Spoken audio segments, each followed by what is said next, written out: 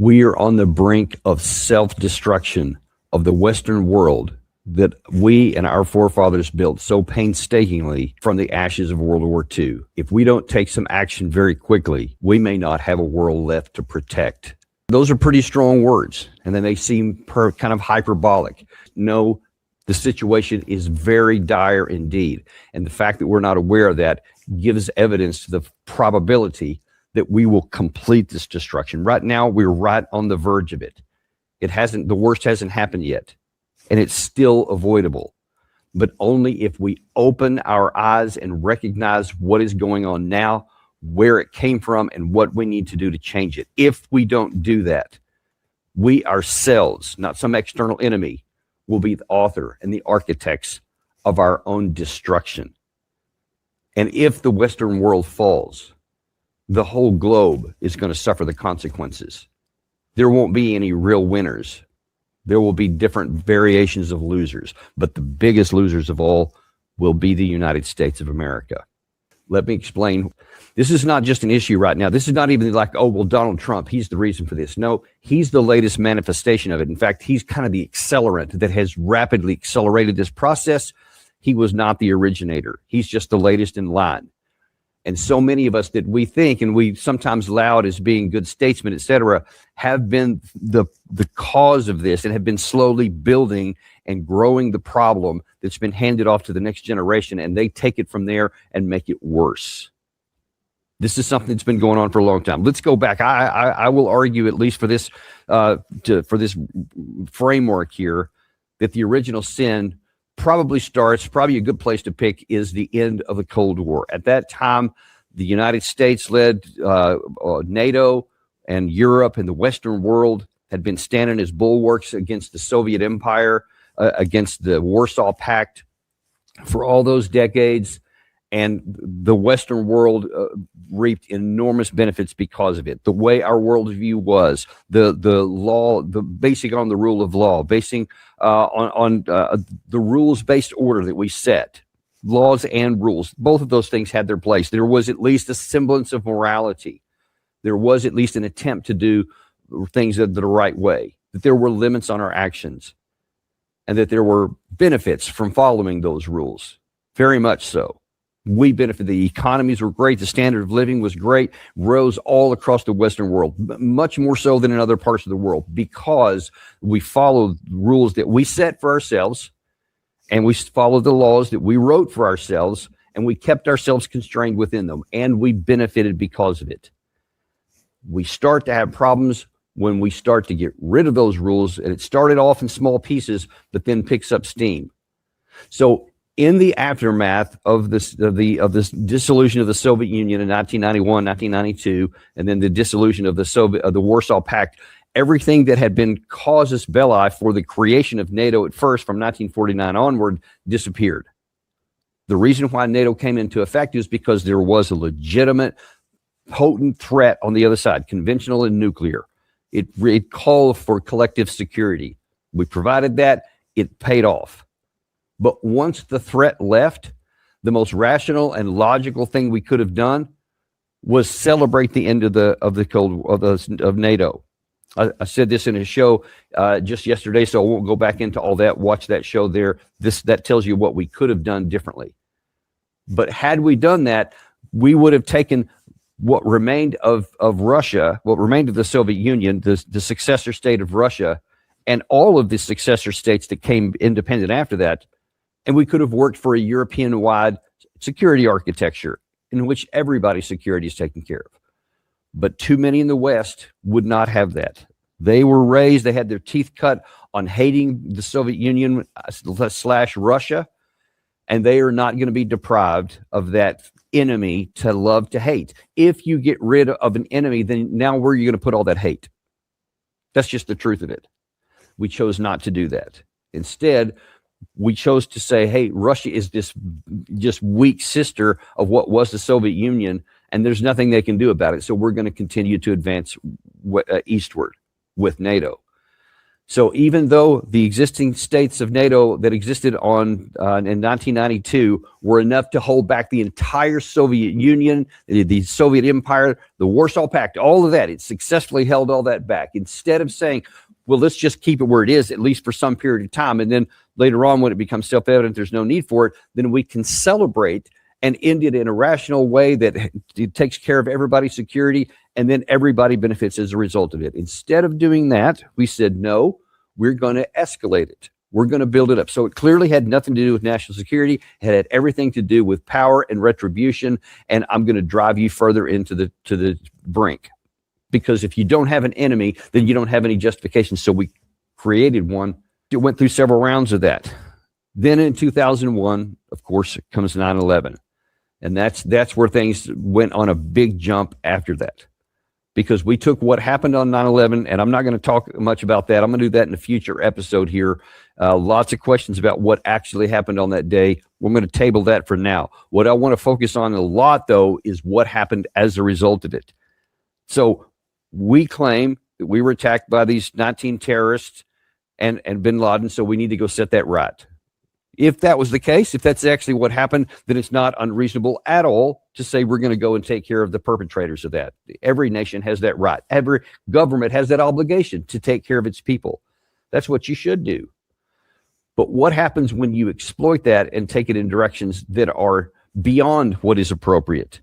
And then all of a sudden it becomes an opportunity to just keep taking more and more and more. Now, we went into Afghanistan less than a week after 9/11. And as I've argued vehemently many times in print and in television networks and on this channel, by all rights, if we were just interested in setting things right around the middle of 2002 at the latest, we should have ended our military force there, withdrew, and turned it into a peacekeeping operation or a humanitarian zone, handed it off to Europe, whoever needed to handle that. We could have even done some of that, but taken the military off the base and moved out. The threat was destroyed. Taliban was eliminated in its entirety. There was no more threat. And even the Taliban wasn't responsible for 9/11, but you decimated Al-Qaeda and you destroyed Taliban. Problem solved. Or was it? Depends on what the problem was. If the problem was national security, it was solved. If the problem was we want more domination, then it was only beginning. And that's actually what happened here. So I want to show you, some of you are aware of this, some of you may not be. There was a video made in 2007, an interview by General Wes Clark, to where he told a story about what happened in just the days after 9/11. Here's where he explained what happened. I went through the Pentagon and I saw Secretary Rumsfeld and Deputy Secretary Wolfowitz. I went downstairs just to say hello to some of the people on the Joint Staff who had used to work for me. And one of the generals called me and he said, "Sir, you got to come in. You got to come in and talk to me a second." I said, "Well, you're too busy." He said, No. He says, "We've made the decision. We're going to war with Iraq." This was on or about the 20th of September. 20th of September. We're going to war with Iraq. Why? He said, "I don't know." He said, "I guess they don't know what else to do." So I said, "Well, did they find some information connecting Saddam to Al-Qaeda?" He said, No. He says, "There's nothing new that way. They just..." So you see, yeah, nothing new that way. That wasn't, anything wasn't turned on there either. So it wasn't enough that we went into Afghanistan right afterwards. And then you hear days later, less than 3 weeks later, there's already a plan to go into Iraq. And he said, "What's the justification?" This is the general. This is one of the senior ranking generals in the Pentagon. He said, "I don't know. We're just told to get ready to do that." There's no justification that they're aware of. Definitely no connection to 9/11. Well, then he said he went back, Wes Clark did sometime later, I think a month or so later, and that same general was even more alarmed. He reached over on his desk, he picked up a piece of paper, and he said, I just got this down from upstairs, meaning the Secretary of Defense's office today, and he said, "This is a memo that describes how we're going to take out 7 countries in 5 years, starting with Iraq and then Syria, Lebanon, Libya, Somalia, Sudan, and finishing off Iran." I said, "Is it classified?" He said, "Yes, sir." I said, "Well, don't show it to me." And I saw him a year or so ago, and I said, "You remember that?" He said, "Sir, I didn't show you that memo. I didn't show it to you." Anyway, he continues on and talks about a bunch of stuff after that. But that's the issue there. There was a plan in the Pentagon, meaning it had already been worked out with the White House ahead of time. I can guarantee you with 100% certainty, you cannot come up with a series of plans like that unless they had pre-existed 9/11. That's a fact. You can say, yes, we have lots of contingency ops and plans all over the place that we can just pull up. That's a fact. That's certainly true. The Pentagon does have that, any number of contingencies, and you can pull some of those up. But when you have days later, execution plans already in the pipeline and a very specific target list, that's not contingency. That is a plan. That is a pre-thought out plan that somebody has already thought about, and they even have a time frame. Now, as we know, that time frame was completely upended because the planners of this were so arrogant that they didn't think that there would be any resistance in Iraq after Saddam Hussein fell, and they thought that they could just move on to the next targets. But you see that list there. They're talking about all those places. Nearly all of them have since either been attacked or been taken over. So that list continued on. We're going to see more of that in a second. But let's just now look specifically at the 2003 Iraq War. As we now know conclusively, that war had no justification. The justification that was put forth was a complete fraud to the American people and the people of the world. The United States did not think there was weapons of mass destruction. That was always a canard, always just used to justify it. And according to what Wes Clark admitted in 2007, that was part of a bigger plan. So they went into Afghanistan, and then they were already planning before, this is so important, before they had even put a boot on the ground in Afghanistan, they were already planning for the war in Iraq. So that confirms, had nothing to do with weapons of mass destruction or 9/11 or anything else. This was part of a bigger plan. So we're moving forward in that. And then we know what happened with that. It was a complete disaster, and we still have troops in Iraq to this day because we were never able to get out or never wanted to get out. Then we move on to the Obama administration. And again, this is kind of a survey here. I could go over a lot of details here, but I want you to show you some of the major points that lead to where we are right now and why we're on the brink of where we are right now. Obama has engaged during his 8 years in office. And he had this famous kill list. So he went beyond the rule of law. There was no law that allowed you to just have this kill list. You just decide unilaterally who you're going to kill, these alleged terrorists. Some of them turned out to be American citizens, never had due process, were never brought before any court of law. Just they were suspected of something, so we're going to go and kill them. That was completely against the law. To many people, that wasn't a big deal. But what you're going to see here is you're going to see a slowly escalating violation of the norms of society, of morality, and the rule of law. You're going to see it just getting eroded bit by bit, and then you're going to see the pace pick up into where we are today. Obama started this with his kill list. Then he went in and did regime change in Libya. He worked with a lot of Western powers, and they went in and did a regime change in Libya, which of course turned out to disaster. Libya was on that list that Wes Clark talked about. Then he went into and started to try to foment a regime change operation in Syria, also on Wes Clark's list. You see the pattern here? Do you see what's going on? That's what we were doing from the Bush administration now into the Obama administration. Republican to Democrat, doesn't matter. It's something bigger than that, and it's moving forward.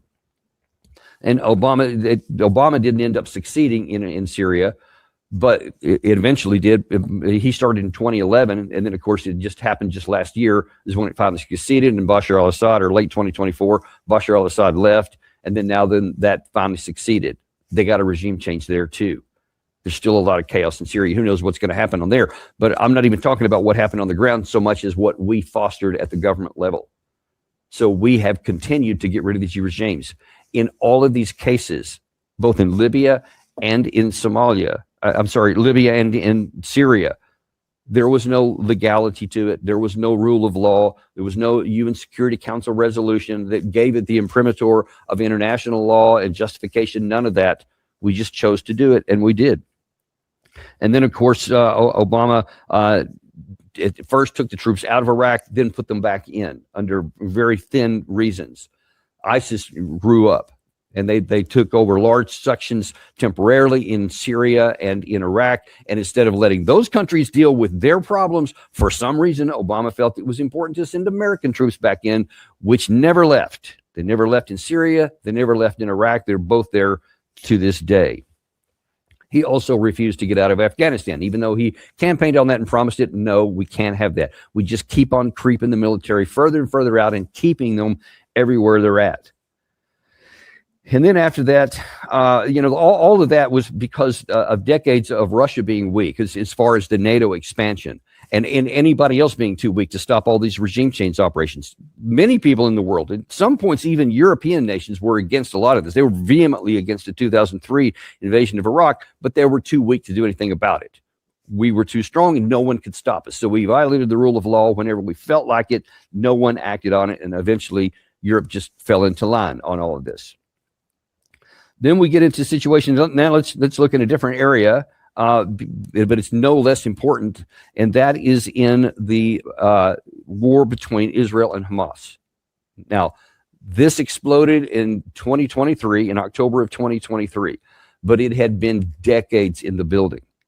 And so the entire Western world, the United States, Europe, was well aware that the Palestinian people had been subjugated and basically imprisoned since 1947, and they had been trying to get out. They'd been trying to get freedom, and we just turned a blind eye to all of it. Didn't matter that all these international rules were violated. Didn't matter that international law was violated. Didn't matter that humanitarian, just normal human morals were violated. That we were keeping these people imprisoned there, and that they were constantly abused, and especially in the West Bank, they were slowly being strangled. Years and years of settlers and expansion of settlements, taking the land and killing a lot of the people of Palestine, and we just ignored that. We didn't really care. We valued our relationship with Israel above everything else, and that trumped everything. That trumped morality. It trumped just humanitarian norms, law, all that.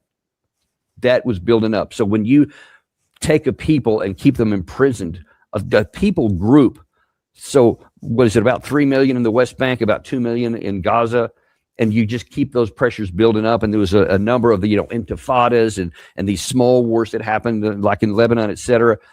Nothing ever gets resolved, and we don't ever do anything to require Israel to live at peace with its neighbor. We just continue to say, okay, whatever y'all want is fine.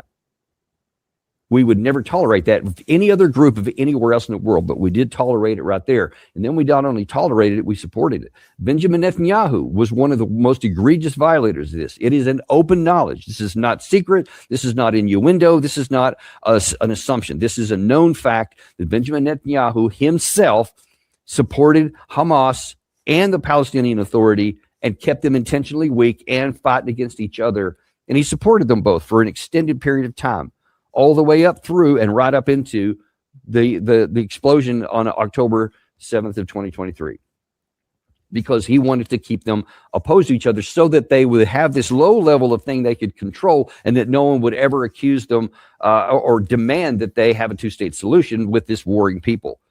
That's well known. That is a fact. It is not insinuation. And then everything since at that time, where the world has stood by, the West sit there and watched everything happen with this genocide. We watched the methodical destruction of the Gaza Strip, the wanton, section by section, the leveling of the entire infrastructure, killing of tens of thousands of people. Forget about whatever just thing that was, even with all of this, if a terrorist break through from their encampment and they killed a bunch of civilians, as the Hamas fighters did and some Palestinians did on October 7th of 2023, everybody is just in responding to it, even the Israelis, but only to what was appropriate for what happened. But they just took this opportunity to launch this eradication process, and they were trying everything they could to get them out. They tried to either kill them, to cause the situation to where that they couldn't even have a life anymore, so that they would want to leave, so that maybe others could take them in. They tried everything they could to get all kinds of countries all around the world to take them. They wanted to completely cleanse the area, but nobody would. Nobody in the Middle East, nobody in Africa. There was several other places they tried. Nobody took them. But that was the effort. And the West helped. The West stood by. They blocked everything in the UN Security Council. They resisted every kind of public relations that they could. They supported everything that Israel did. We gave them bombs. Everybody, I'm talking the Europe, United States, we were all participants in this, shredding the rule of law, saying that the more powerful side can do what it wants to the less powerful side, to include try to eradicate them, to kill tens of thousands of them, women, children, men, it doesn't matter. Young people, old people, nobody's left off the target list. That's what we have facilitated in. Now, all of a sudden, here comes the Russia-Ukraine war. 1 year later, or actually 1 year before is when it started. But now then those two things are moving simultaneously. And every time, let's now take a look at a little bit at that. Every time there was an opportunity for a diplomatic solution to bring that war to an end, we rejected it. We said, no, we don't want that. We only want Russia to lose. Well, here's the thing. We had had all of these decades of saying, I don't care what Russia says. We want them to be weak. And so we'll do what we want, and they're not powerful enough to do anything, except now then that's not the case anymore. Now Russia's not so weak that they can't do anything. They had been warning, as I've said many times, since 2007, that NATO into Ukraine and Georgia was a red line. When we designated in 2008 that Georgia and Ukraine both would come into NATO, that lit the fuse. And then every year they continued to move on. The NATO continued to expand after that, got up into the Baltics on the Russian border. But those two were the big ones. The Ukraine, above all, was the big red line because it was the invasion route that had been used twice in the previous 2 centuries and made an easy access into Moscow and, of course, shortened the distance for missile flights should that ever be done by the military alliance. And Russia said they're not going to let that happen. So we could have ended the war. We could have had a negotiated settlement 2015, 2021. We could have gotten the war off the table in negotiations in 2022, 2024, 2025. And then now here we are. We've rejected every one of them, and Ukraine is now dying. Europe has been the biggest enabler of this one. The Biden administration did nothing but try and defeat Russia through the vehicle of Ukraine. That didn't work. Trump came in claiming that he was going to get the war to an end. Obviously, he did nothing. The leverage that we've had, especially with Europe and Ukraine, he did not use any of it. And so that war continues on, and we continue to support it, by the way. So whatever words he used, he continued to support that war. He did not end it. And to this date, he has not ended it. Russia, on the other hand, has continued to get stronger. All the things we've done to try to destroy them economically and destroy them militarily through Ukraine has failed. And Russia has gotten stronger as a result of it. Everything went against any kind of international norms. We say we want all these rules-based order, but we have no problem supporting Ukraine killing Russians, but we don't want Russia supporting anybody else that's doing any harm to us. We don't want any of that. But now then, this is where it starts to get bad. When Trump came in, he was the accelerant. He's the one that made this worse. He didn't start it, but he has made it worse. And if the trend line was going like this, when Trump came in, now it's shooting up here because he has now divorced himself from all norms and all laws. He has set himself up above it. There's no domestic laws that he won't violate. There's no international laws. And just look at that list of countries. This is just since he's been in office here. So now, less than 12 full months, he's attacked targets in Somalia, in Iraq, in Yemen, in the Red Sea, in Iran back in June, in the Caribbean Sea, the Pacific Sea, against Syria, against Nigeria, and of course, recently, Venezuela. Now then, we may have Iran again back on the target list. More on that in just a second. And there's Greenland on the target list. Greenland, maybe Canada. And the question is, where is this going to go? Now, Europe is in an uproar, and they're freaking out. They're panicking. Because Trump, now it's not just Venezuela, or now it's not just Russia, and now it's not just the Palestinian people, which the Europeans are like, okay, we can either hold our nose or even applaud. Great, that's cool. Now all of a sudden it's Europe itself because Trump knows no bounds. But it didn't come out of nowhere. It came because we had been shredding the bounds for years. Now then Trump just says, I'm just going to keep going here. I'm going to accelerate beyond it. And so after supporting everything that had been going on for decades by the Europeans with what the United States wanted to do and turning a blind eye when laws and norms and rules were all violated and many places supporting us. Now all of a sudden, the chickens have come home, and there is a real problem here. And it is not out of the question at all that we may use military force to take those two countries. Let's going to start off here first. This is Lindsey Graham on Friday, after all reports from last week that we were on the cusp of attacking Iran in a big way for a second time. That stood down. But Lindsey Graham has said, hey, we're not over with that yet. This is where we are now, folks. I just gave a statement this morning that the headlines you see about President Trump lacking resolve are absolutely not accurate. The question about these operations, do they get bigger or smaller? So my belief is that the regime's days are numbered. I feel more optimistic about that today than at any time in recent memory. So you will just follow my activity the next day or two, and we'll see. But the idea that you don't understand, this is literally the most, if Iran falls and the Ayatollah falls, the largest sponsor of terrorism in the Mideast is no more. There's no help for Hezbollah, Hamas. But then wait a minute. The likelihood of the region going in a new direction goes great. See, Lindsey Graham is the leading advocate in the Senate, and he is being followed to shred and destroy the bounds that used to hold back the use of military power by following the Constitution. Used to be, there was Article 1 and Article 2. Article 1 said that all the war-making powers, in fact, let me just put that up here on the screen because that is really important. This is Article 1, Section 8 of the U.S. Constitution. These are the powers of the U.S. Congress. They have the power to declare war, to grant letters of marque, and several things like that, to provide and maintain a navy. They make rules of the government and regulation of the land and naval forces. To provide for calling forth the militia to execute the laws of the Union, to provide for organizing, arming, and disciplining the militias, etc. That's Article 1. That's what the Constitution says. Only the Congress can declare war and call forth the militia. That is critical to understand.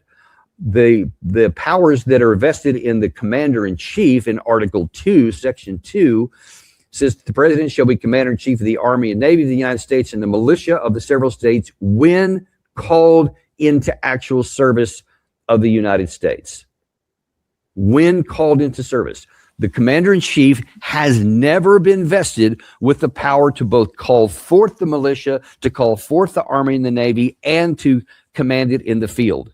Never was given that power, expressly was not given that power. Lindsey Graham, on the other hand, has led the charge to say we're going to eliminate that and just ignore it. And then the 1973 War Powers Act, which came out to quantify and to give more detail on that, didn't change anything in the Constitution. In fact, it more clearly stated the separation between the two and said that the President of the United States, as Commander-in-Chief, can only use force when there has been a declaration by the Congress, specific statutory authorization by the Congress, or we have been attacked. That's the one thing they added. They said, well, okay, but if we've been attacked, we want to make sure that that he didn't have to convene Congress and do all that. You can respond if that's the case. So we added that to the law to make it more clear. Lindsey Graham has said, no, that's not constitutional either. He declared it. Didn't go to court, didn't go to the Supreme Court. He just unilaterally said, no, that's not true. It's not constitutional, so ignore it. And he has this big poster up you may have seen several times where he said, yeah, 130 times since 1973, we violated that. And that's true. That's part of my story. We have been slowly ignoring the rule of law, our own Constitution, our own laws in the use of the power. So now that there are no constraints. So it doesn't matter that there is no issue like that in the case right now with Iran. Nothing about we should, that we were attacked. Iran has no intention to attack us. There is no international justification for it. There's no domestic justification for it. We want them. We want to kill them. You heard Lindsey Graham himself say, yes, we just want a new Middle East. We want to find out what it's like without them. It's going to be great, right? Oh, yeah, just like it was great in Libya, just like it was great in Iraq. Those turned out to be wonderful, didn't they? Incredibly bloody, and the hundreds of thousands of people died in all these in the local areas, and the place is more chaos to this day. But who cares about that if all you want is the lust for power?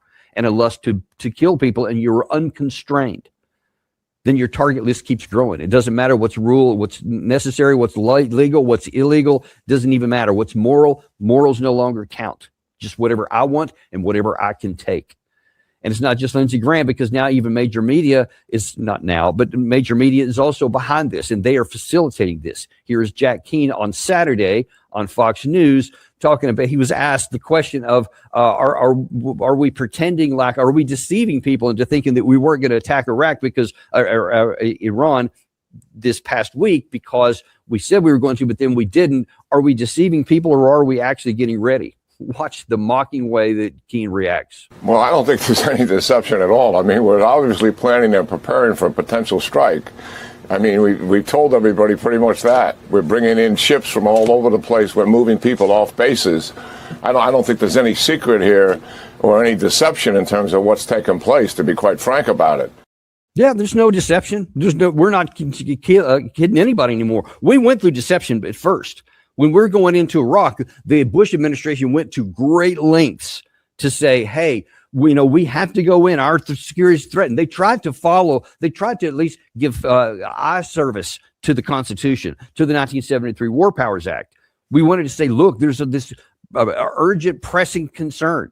Remember Colin Powell and that famous UNSC deal where he held up the vial to show we're all in danger of chemical weapons, of biological weapons, and weapons of mass destruction, right? So they tried to create the fiction and deceive everybody that there was justification.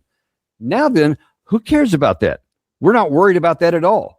When the President Trump started blowing up these boats in the Caribbean Sea and claiming that they were drug boats, even though there is no law that allows you to summarily execute people who are suspected of running drugs, that doesn't matter. Forget about the fact that there are laws on the open sea about boarding other vessels, etc. Forget about all that too. I just want to kill them, so I do. And what did anyone do about it? Nothing. There was no justification for it. There was no law. There was no anything. Except that Trump wanted to do it, and he did. And what happened? Nothing. And most of the media is just sitting there saying, yeah, that's what he did, just reporting what happened. And then people look around, they see crickets, nothing happened. So I guess it's okay because no one did anything about it. And so now here we are ready to attack Iran again, oblivious to the fact that they have some demonstrated capability and they can hit back. So they're not as weak as they used to be. And even though they are definitely weaker than us and by themselves pose no threat to us that would require any military operation whatsoever, it is not necessary for our national security. It is not necessary for Israeli national security. They want it. They have been lusting to destroy Iran for decades. The United States many in America has been wanting to destroy Iran for decades. And now here we are potentially on the brink of trying. And it's not surprising, shouldn't be surprising that they are so blind in their lust for attacking Iran that they don't realize we don't have the power to destroy them. We have the power to kill a bunch of them, to blow a bunch of stuff up, but likely that's going to result in them attacking us and killing other Americans that otherwise would never have died. That's where we are right now. Now, I mentioned a minute ago that Europe is in a panic over what's happening in now Greenland. And let me show you, there's a reason why they should be concerned. This is Steve Bannon. I think this is yesterday, 17th. This is today's I think the 19th. No, this is the 18th. Yeah, so this is just yesterday. And you can see what he wrote here. Canada is the vital national security interest of the United States. This is inextricably linked to hemispheric defense. Hemispheric defense for the United States starts in Canada, not just Greenland. Canada is rapidly changing. These people are hostile to the United States, so declares he. And they are not neutral. They are hostile to the United States of America. And if you're wondering, what is he talking about? He lays it out here in this video. My other fear, too, is that when you talk about the Arctic North, which used to be Canada's Great Barrier, it's now their biggest exposure. This is why I say they could be the next Ukraine, where there you have two Slavic entities fighting over the Russian-speaking eastern border. It's turned into a major war, a destructive war, but it's not in the vital national security interests of the United States. Canada's north, you just heard about the Northwest Passage, which is right on top of their territorial. If the Chinese Communist Party either one works out some agreement to have basing rights or some sort of exercise rights there, or just decides that Canada can't defend it because the president. And let me just pause right there for a minute. Isn't it ironic that he's sitting there making the case that if Canada were to dare to allow China to have any basing rights? I've actually used this as a hypothetical example before, and now here it is playing out before your very eyes. Literally what I have been speculating about. And now here Steve Bennett says, if they give basing rights or anything else to China, that could be potentially the cause to go to war, because that's our national interest. And he even brought up the specter of a Ukraine type situation here. He continues on. Of China came in 2010 and gave a speech. He had a state visit to Canada. And in the middle of that, I think he gave a speech where he said, hey, we're an Arctic power too. And they were looking around going, China's an Arctic power? What do they mean by that? He was targeting Canada. And that is in the vital, Canada is in the vital national security interest of the United States. Some of our forefathers thought that too, both in the Revolutionary War, the War of 1812, et cetera, where we invaded Canada a couple of times in the French and Indian War, which was all about Canada, right? American troops as part of the British Empire fought with General Wolfe and others. So Canada has been always kind of a linchpin for American security. Now, with advanced technology, it's even a bigger in the Northwest Passage. It's even a bigger in what we're doing in Greenland. I mean, this is inextricably linked to hemispheric defense.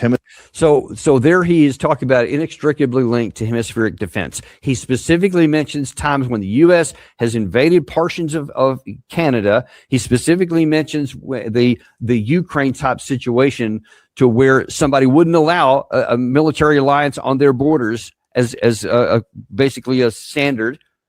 And now says, hey, we've done this before, and this is a danger to us, and they are a danger to us, clearly implying that he's thinking, hey, it's not out of the question that we could add them. Not just Greenland, folks, maybe Canada too. What is everybody to make of this in the West? You see that now the Europe has been enabling us to do all these things for all these decades, ignoring the rule of law, ignoring morality. And now all of a sudden, here comes Trump, unconstrained by anything or anyone or any kind of balance of power that may have existed, whether it's domestically or internationally. He has no bounds and no restraints whatsoever. He will do whatever he wants to do, whatever he thinks he can get away with. That's the issue. He himself has claimed he is his own morality. He doesn't base on anything else. He no longer claims to be a Christian, no longer claims that he's going to admit to or submit to a higher power. No, I am my own law. I am my own morality. I will limit myself, and I alone. And no one's doing anything about it.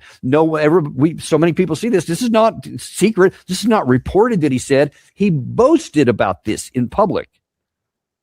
That's where we are right now.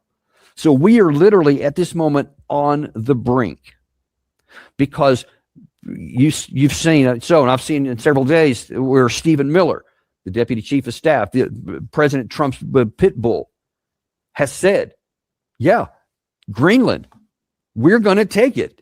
If they don't like it, Trump himself said, he didn't put this out on anyone else. He goes, yes, their problem if they don't want to give it to me.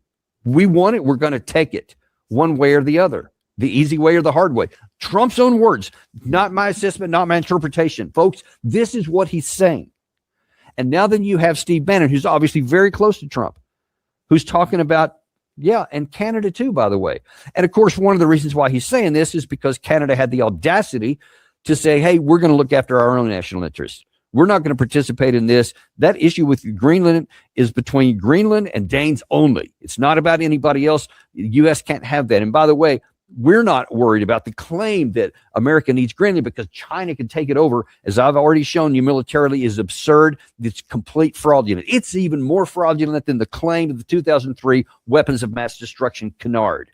There's no truth to it. Well, there's no truth to the Russians wanting to take Greenland because they already have an Arctic presence. Why would they want to go to war to get more of it? There's no benefit to it, but that's not irrelevant. And you see then now Stephen Miller saying, yeah, we're going to take it because we want to. And then here's Canadian leader Mark Carney, who's saying that's absurd about China. They're not going to do that. We're going to do business with China. Business. He didn't say anything about giving military basing rights to China, at least nothing that I've ever heard. I can't imagine why he would. I can't imagine why China would want to. If they have good business relations with Canada, they don't need military basing rights. They just need to do business, and that's what they want to do. China is interested in an Arctic presence. They do have a big icebreaker fleet for commerce.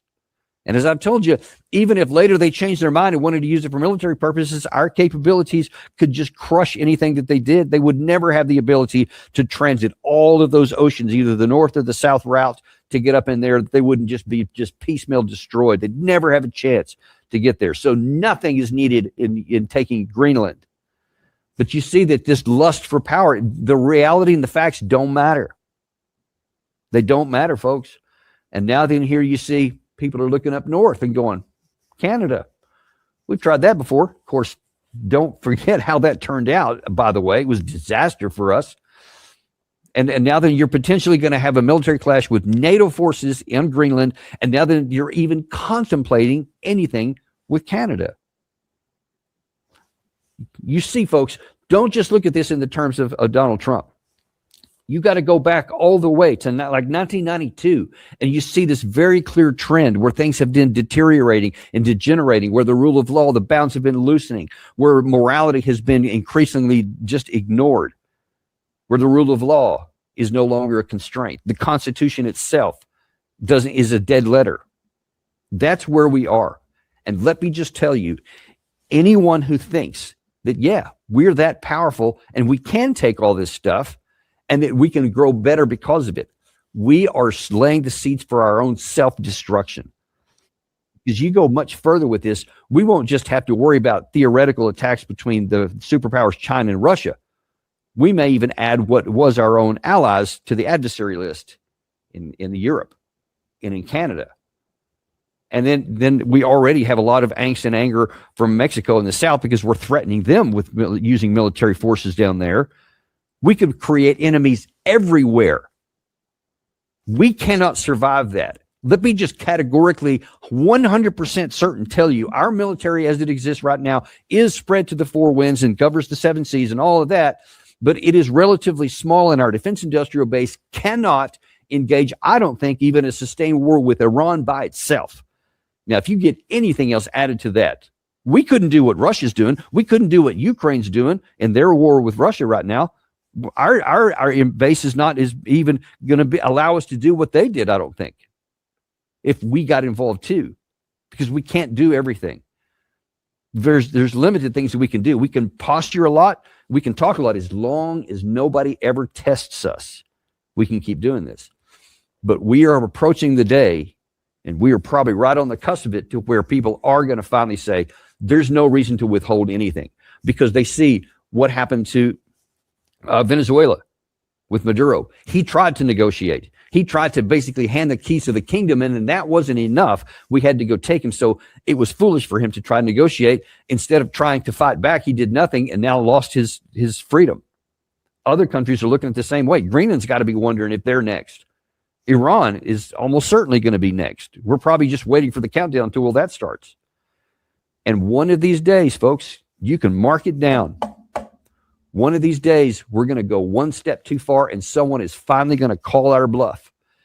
And they're going to react and they're going to respond. Even though on paper they should get wiped out, but they're going to finally just say, I'm tired of getting pushed around. There's no benefit in laying down. I'm going to fight back. And once somebody fights back, then somebody else may do the same. And all of a sudden, even if it's like a Gulliver type situation, we could find ourselves overwhelmed by sheer numbers. And everything we have built since the end of World War II could be destroyed. Self-destruction. That's where we are. And the only way that we can stop this, the only thing that we can do is to make our voices heard. Let's stand up for what's right. We're doing the best we can, Gary and I, here on this channel. You've got access to social media. You can protest. You can do whatever. Use your voice, because if we don't do it now while there's still a chance, we may lose our voice. We may lose that chance. If the rule of law is shred, how long will it be before they shut down our operation here? I don't know. I certainly hope it doesn't happen, but we can't eliminate that possibility. But if it starts going south, folks, the last thing they're going to worry about is Danny Davis. I'll be the least of their concerns, and we'll all be suffering then. So the only way we have a chance, folks, is if all of us use our voice in whatever way it is, even if it's just on social media. Share this video, make posts of your own, Instagram, TikTok, Facebook, X, anything, Telegram, whatever you got, make your voice known. Share it out there while you still can, before we get past that point of no return. We may already be past it. I don't know. But so far, the destruction hasn't happened. We haven't taken that final step that causes the implosion. So as long as there's time, as long as there's hope, we got to do what we can. We're going to continue to do. We're going to be unintimidated and uncompromised to tell you the truth every single day that we're allowed to do so, in the hopes that we can avoid the worst outcome. Because until it happens, there is still a chance. There is still hope, and I'm going to cling to that. And we're going to continue to do that every day here at the Daniel Davis Deep Dive. We look forward to continuing to do that with you, and we'll see you next time on the Daniel Davis Deep Dive.